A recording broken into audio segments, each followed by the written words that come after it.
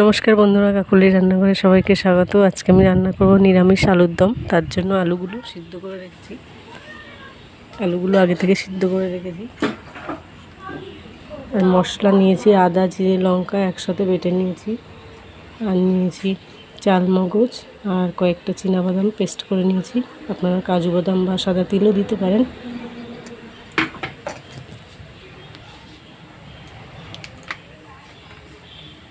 এবার কড়াইতে তেল দিয়ে আলুগুলো হালকা করে ভেজে নেব।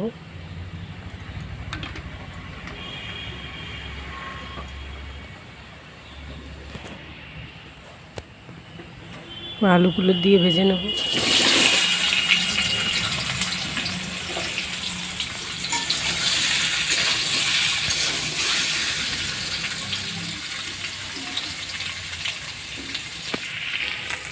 সামান্য একটু হলুদ দিয়ে দেব।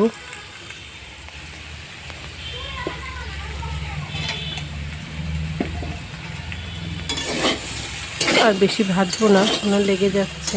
বন্ধুরা, তোমরা তেলের উপরে আগে হলুদ দিয়ে নেবে, আমি দিতে ভুলে গেছি। বন্ধুরা, কড়াইতে তেল দিয়ে দেবো।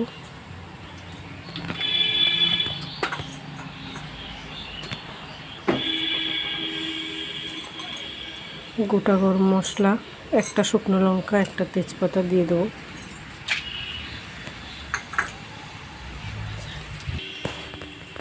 দিয়ে দেবো একটু জিরে।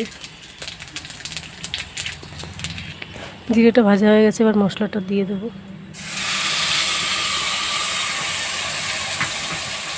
মশলাটা দিয়ে একটু কষিয়ে নেব। এবার বাদাম আর চালমগজ বাটাটা দিয়ে দেবো।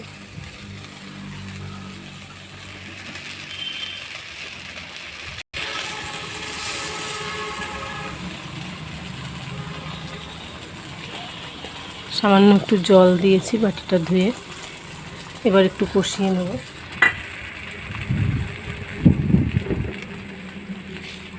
দেব একটু চিনি আর দেব একটু হলুদ।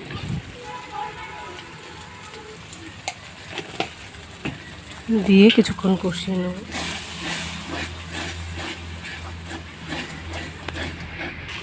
মশলাটা কষানো হয়ে গেছে, এবার আলুগুলো দিয়ে আর একটু সময় কষিয়ে নেব।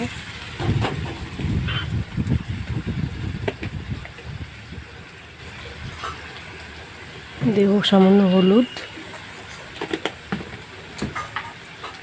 আর দেব লবণ। দিয়ে ভালো করে কষিয়ে জল দিয়ে দেব।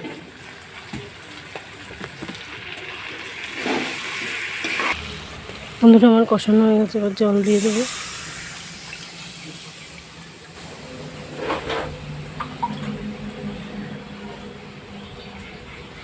জল দিয়ে কিছুক্ষণ ফুটিয়ে নেব। আর একটু নুন দিয়ে দেবো। আর দেবো একটু চিনি।